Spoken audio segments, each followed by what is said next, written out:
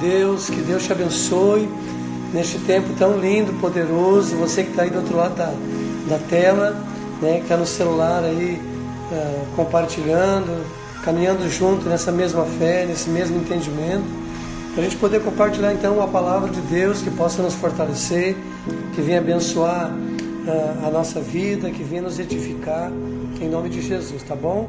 Então eu quero compartilhar, está no livro de Lucas, capítulo 12, versículo 15, que diz assim: Então lhes disse Jesus: Cuidado, fiquem de sobreaviso com todo tipo de ganância, e a vida de um homem, ela não consiste na quantidade dos seus bens.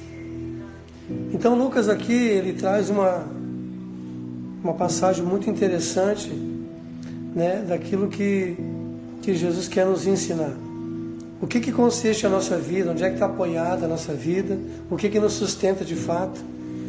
Eu ouvi alguém dizer que você é aquilo que você acredita.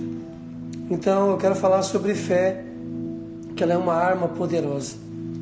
A nossa fé, ela nos leva a fazermos coisas que nós nunca fizemos, a acreditar coisas que nós jamais acreditaríamos há um tempo atrás, antes de conhecer o Senhor. Então, louvado seja o nome dEle. Então, Deus quer realmente transformar a nossa mente, a nossa natureza a cada dia, para que a natureza dEle, a mente de Cristo, ela seja uma verdade em nós, e a gente seja desafiado a nascer todos os dias de novo, um novo nascimento, viver, né, dessa forma diferente, né, diferente ao mundo, diferente a esse sistema, aos padrões que o mundo nos ensina, a viver por fé. Essa nova forma de comportamento, né, nos faz pessoas separadas para Deus, movidas, né, pelo Espírito Santo a viver de uma forma diferenciada, de uma forma que se chama santidade. Santidade.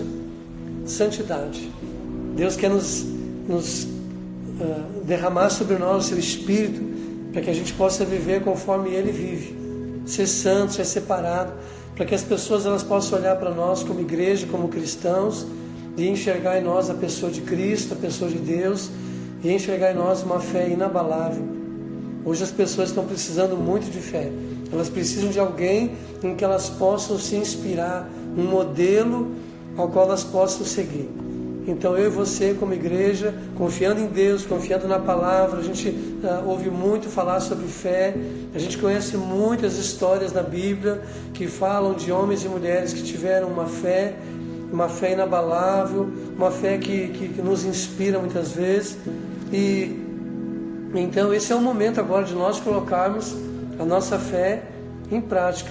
Não somente saber da palavra, não somente acreditar nela, mas sermos movidos por ela, colocar ela em ação, como diz Tiago capítulo 2, que a fé sem obras ela é morta, assim como o corpo sem o espírito também ele é morto. Então tem pessoas na Bíblia toda, né, de histórias lindas de pessoas que nos inspiram pela fé, né? Que Deus nos dê graça, que Deus nos dê a sabedoria de Salomão, que Deus nos dê a coragem de Daniel, que Deus nos dê a paciência de Jó. A gente está dentro de casa agora, não é fácil muitas vezes, mas que Deus nos dê essas virtudes, que Deus também nos dê a fé de Abraão e a fé de tantos outros personagens que a Bíblia nos ensina e nos revela, de homens e mulheres que tiveram uma fé inabalável, uma fé que moveu eles a viver o sobrenatural. Que a gente também possa ser movido por essa fé, para viver o sobrenatural de Deus, ser marcado por Deus, ser uma inspiração para outras pessoas, para a nossa casa, para a nossa família, para os nossos parentes, amigos e para as pessoas que fazem parte da nossa história de vida, no nome de Jesus. Então o Senhor nos chama a colocar a fé em prática, né? Através do Espírito Santo, que vai nos mover nessa fé. É acreditar no impossível, é crer no sobrenatural, é nos mover nessa fé a fazermos coisas que nós nunca fizemos e vivemos. Nós nunca vivemos esse tempo de ficarmos uma quarentena dentro de casa, mas a gente crê que em tudo isso Deus tem um plano maior e vai além do nosso entendimento. É a paz que excede todo o entendimento, né, que está sobre nós, que traz um renovo de mente, que traz alegria ao nosso espírito, que faz a gente viver coisas diferentes que a gente nunca viveu, de ter tempos de qualidade. Eu aprendo algumas coisas desse momento que a gente está vivendo hoje. A leitura que eu faço é o tempo de qualidade com Deus. Não é tempo da gente agora ficar distraído, ficarmos horas e horas dormindo, horas e horas na internet, horas e horas na Netflix, né, desperdiçando tempo ou ficando distraído com coisas que não vão nos edificar. Então é um tempo de qualidade com Deus, de buscarmos Deus em oração, buscarmos Deus na leitura da palavra. Tem tantas literaturas também excelentes, livros muito bons que vão ampliar o nosso entendimento em muitas coisas, né? Então temos um tempo com Deus, temos tempo também com a nossa família, né? Com o nosso cônjuge, quem é casado, com os nossos filhos.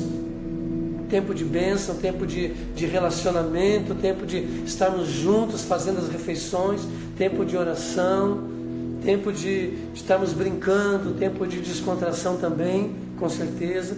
Este tempo que, outrora, um tempo atrás, talvez muitos não tinham tempo com a família, né? De ouvir o que o filho tem a dizer, de ouvir o que o cônjuge tem a dizer, qual é o pensamento dele, o que está preocupando ele, enfim, muitas coisas.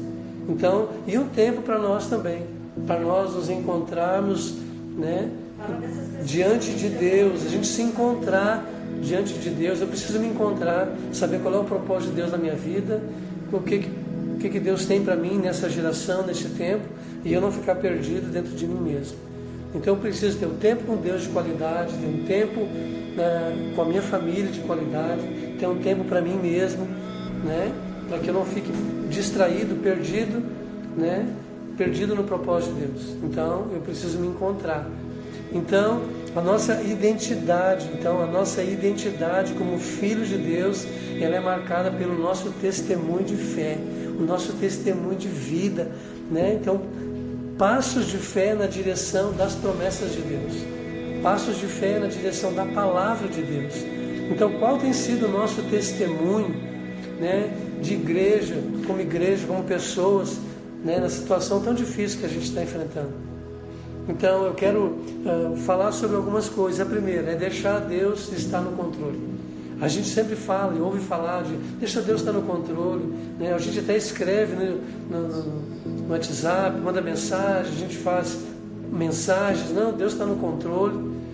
Mas quando nós perdemos o controle, e a gente está vivendo este tempo, nós perdemos o controle. Parece que alguns ficaram até sem chão, não sabem o que fazer, não sabem como viver. Mas a gente sabe, a leitura no mundo espiritual que a gente faz, Deus está no controle. Tá bom? Deus está no controle, Deus sabe de tudo. Você que é empresário, você não vai falir, Deus está no controle. Não fica preocupado com o teu salário, Deus está no controle. Tá bom? Deus te ama, Deus tem um propósito em cada detalhe, em tudo que move a nossa vida. Então a gente saber que Deus está no controle. O que fazer quando perder o controle? Então eu preciso confiar em Deus, eu preciso descansar nele. Na cultura judeia eles celebram todos os sábados, né, entram na sexta às 6 da tarde, terminam sábado às 6 da tarde, 24 horas, chamado Shabat. Então a gente está vivendo nesse tempo o Shabat de Deus. É aprender a descansar nele, confiar em Deus, confiar na nossa vida, confiar na nossa casa, confiar no nosso trabalho, tudo aquilo que nos rodeia, que faz parte da nossa história. Aprender a descansar no Senhor e saber que Ele é Deus e que Ele permitiu acontecer isso. Tem coisas que Deus às vezes não queria que acontecesse, mas tem algumas coisas que Ele permite acontecer para que haja um despertar da nossa parte, que a gente possa voltar o nosso coração para Deus, que a gente possa ter a nossa fé firmada nele, como um navio que quando coloca a sua âncora, né, diante de uma tempestade, diante de um vento impetuoso, saber que nele nós estamos seguros. Ele é a nossa segurança, Ele nos protege, Ele nos guarda, Ele nos sustenta, Ele supre as nossas necessidades em Cristo Jesus. porque Ele nos ama. Deus é o maior interessado em nos abençoar. Então você, nós precisamos aprender a descansar em Deus, a confiar nele, saber que Deus, Ele tem o controle de todas as coisas, tá bom? Outra coisa que a gente também aprende do que a gente está vivendo nesses dias é não entrar na murmuração, ok? Então o que fazer quando nós perdemos a liberdade? Então a gente sabe estar dentro de casa, mas a gente está preso num propósito de Deus. Estamos presos no plano de Deus, no propósito maior dele. Parece que a gente perdeu a liberdade. A gente não pode mais ir em muitos lugares, e na verdade não pode ir em lugar nenhum. A gente está dentro de casa. É uma lei governamental que nós precisamos respeitar e honrar, né? Para que a gente possa esperar passar tudo isso, né? Então não ficar murmurando, não ficar se lamentando, não ficar reclamando, por que isso agora, por que está acontecendo, por que aquilo, mas perguntar a Deus o que o Senhor quer me ensinar diante de tudo isso. É um tempo da gente buscar mais a Deus, é um tempo de qualidade com a família, é um tempo da gente buscar o propósito de Deus para nós. Então essa é a leitura que eu entendo que eu faço nesses dias, tá bom? E pessoas que nos inspiram pela fé. Eu falei da sabedoria de Salomão, que Deus nos dê para a gente não desperdiçar tempo com bobagem, com coisas que não nos dê, ser sábio, né? Então a sabedoria, então o temor ao Senhor é o princípio da sabedoria. Ter temor a Deus, não pecar contra Ele, não murmurar, não ficar se lamentando, não ficar tendo pensamentos errados, não ficar com palavras torpes, mas ter a sabedoria de Deus, remir o tempo, aproveitar cada tempo, ler uma palavra, ler um livro que vai te edificar, ter tempo de oração, ter tempo de adoração, botar um louvor, adorar o Senhor, atrair, buscar a presença dEle. Então isso é ser sábio, é ter a sabedoria, é ter a coragem de Daniel, aliás, né, que não se prostrou, né, que não teve medo quando foi para a cova dos leões, né, não tinha medo das coisas do mundo, mas ele tinha coragem. Por quê? Porque ele confiava em Deus, ele acreditava que Deus o amava, ele creu nas promessas, ele era um homem de fé, ele sabia que Deus estava com ele, e Deus o sustentou em todo o tempo, mesmo fora de Jerusalém, mesmo na Babilônia. Foi um homem cheio de Espírito Santo, um homem que buscou a Deus, um homem que orava de manhã, à tarde, sempre voltado para Jerusalém, apaixonado por Deus, um homem cheio de coragem.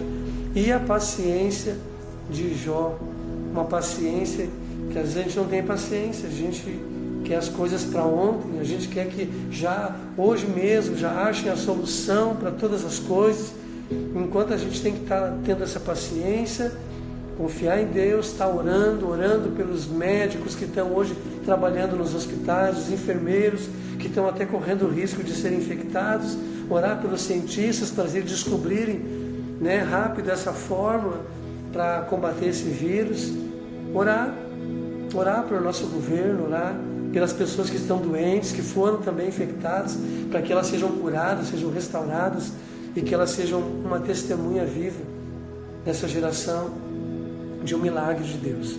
Deus ainda faz milagres.